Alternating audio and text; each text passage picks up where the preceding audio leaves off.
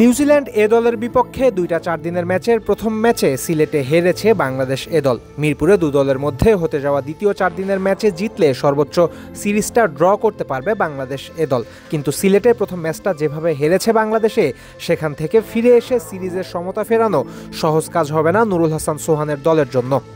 সিলেটে ম্যাচ বাঁচানোর দিন 144 রানে পঞ্চম উইকেট হারায় বাংলাদেশ। এরপর 175 রানেই অল আউট হয় দলটা। সিলেটের সেই ম্যাচে 6 জন বিশেষায়িত ব্যাটার আর 5 জন বোলার নিয়ে নেমেছিল বাংলাদেশ। সাহসী পদক্ষেপ নিতে গিয়েই মূলত কমে গেছিল ব্যাটিং শক্তি। টেস্টে ম্যাচ জয়ের লক্ষ্যে সাহসী হতে গিয়ে হেরে গেলে খুব বেশি অভিযোগও আসলে থাকে না ম্যানেজমেন্টের বিপক্ষে। কিন্তু আসলেই কি সাহসী একাদশ বানানো হয়েছিল? না, বরং প্লেয়ারের অভাবে বানানো যায়নি আদর্শ একাদশ, এমনই জানিয়েছেন দলটার কোচ মিজানুর রহমান বাবুল। টিমটাকে আপনারা ফলো করছেন কিনা জানি না, টিমটার মধ্যে কয়জন ব্যাটসম্যান আছে, কয়জন বোলার আছে, সেটা কয়জন অলরাউন্ডার আছে, সেটা একটু খেয়াল করে দেখবেন। তবে আমাদের পাশাপাশি অনেক খেলা চলছে, ন্যাশনাল টিম খেলছে, এ টিম খেলছে, ইমাজিন খেলা হচ্ছে। সো প্লেয়ারের কি ওইখানে প্লেয়ার দিতে হচ্ছে, এখানে। সো সেই কারণে হয়তো কিছু অলরাউন্ডারের স্বল্পতা আমাদের এই টিমে আছে। সো এইটা আমরাও সেই ইয়েটা ফিল করছি যে আমাদের 6 নম্বর ব্যাটসম্যানের পরে আর ব্যাটসম্যান টিমের মধ্যে থাকে না। সো সেই অনুযায়ী আমাদের ওইভাবে প্রস্তুতি নিচ্ছি আর কি আমরা এই খেলাটায়। বাবুলের কথার সাথে দ্বিমত পোষণ করার সুযোগ কম। এমার্জিং দল, এ দল এবং জাতীয় দল 3টা আলাদা স্কোয়াড একই সাথে সিরিজ খেলছে এই মুহূর্তে। 3 দলের স্কোয়াড মিলিয়ে 46 জন ক্রিকেটার আছে জাতীয় দায়িত্ব পালনে। তাই সব জায়গায় সমান শক্তিশালী স্কোয়াড পাওয়া সম্ভব হবে না, সেটা তেতো সত্য। কিন্তু সমস্যা হলো পর্যাপ্ত ক্রিকেটারের অভাবের এই সমস্যাটার মূল আরও গভীরে।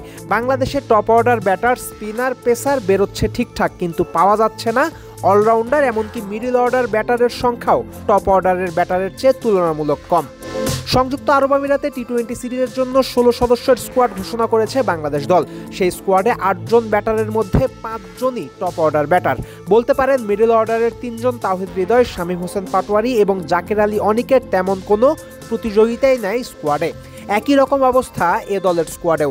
এ দলের 4 দিনের ম্যাচের জন্য ঘোষিত স্কোয়াডে আছেন 8 জন ব্যাটার, যার মধ্যে 5 জনই টপ অর্ডার। এ কারণেই জাতীয় দলের ওপেনার মাহমুদুল হাসান জয়কে 4-এ খেলিয়েও 6 জনের বেশি ব্যাটার খেলানো যায়নি প্রথম 4 দিনের ম্যাচে।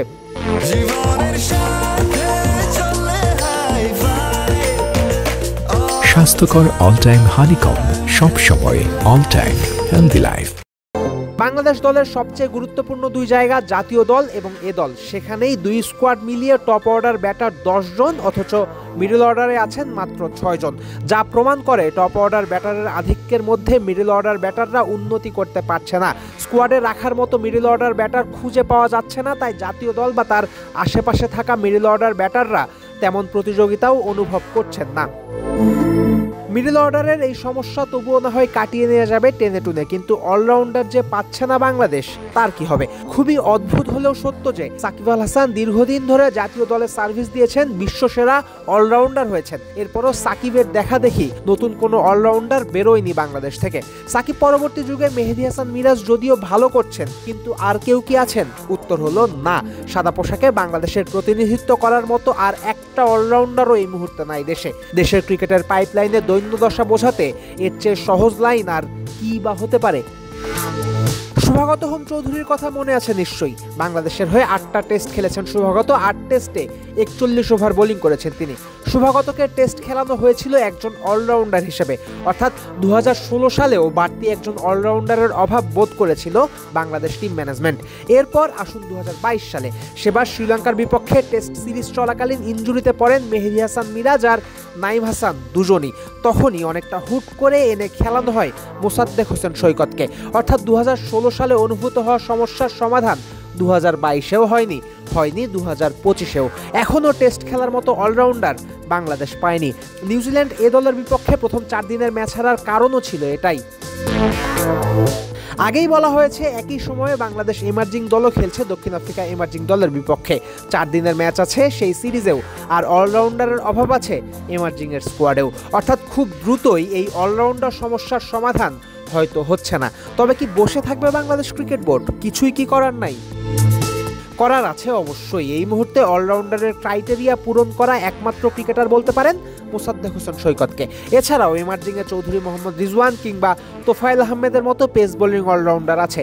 খানিকটা ঘষামাজা করলে হয়তো নাইম হাসান, রাকিবুল হাসানকেও বানানো যেতে পারে স্পিনিং অলরাউন্ডার। 2028 সাল পর্যন্ত বাংলাদেশ এ দল খেলবে মোট 38টা ম্যাচ। সে 38 ম্যাচের মধ্যে আছে আরও 12টা টেস্ট। একই সময়ে এমার্জিং দলেরও আরও সিরিজ আয়োজন করতে হবে। সুনির্দিষ্ট লক্ষ্য নিয়ে বানাতে হবে অলরাউন্ডার। যে কোনো স্কোয়াডে টপ অর্ডারে প্রাধান্য না দিয়ে প্রাধান্য দিতে হবে মিডল অর্ডারের ব্যাটারদের ওপরও। কেননা শুধু টপ অর্ডার কখনো কোনো দলকে ভালো দল বানায় না। ভালো দল হয় কম্বিনেশনের শক্তিমত্তার কারণে। কম্বিনেশন শক্ত করা যায় স্কোয়াডে সমান প্রতিযোগিতা থাকলে। ঠিক এসব কারণেই পদক্ষেপ নিয়ে মিডল অর্ডার ব্যাটার আর অলরাউন্ডার বের করে আনার দিকে নজর দিতে হবে বাংলাদেশ ক্রিকেট বোর্ডের। ফয়সাল হাবিব, ক্রিক ফ্রেন্ডসে।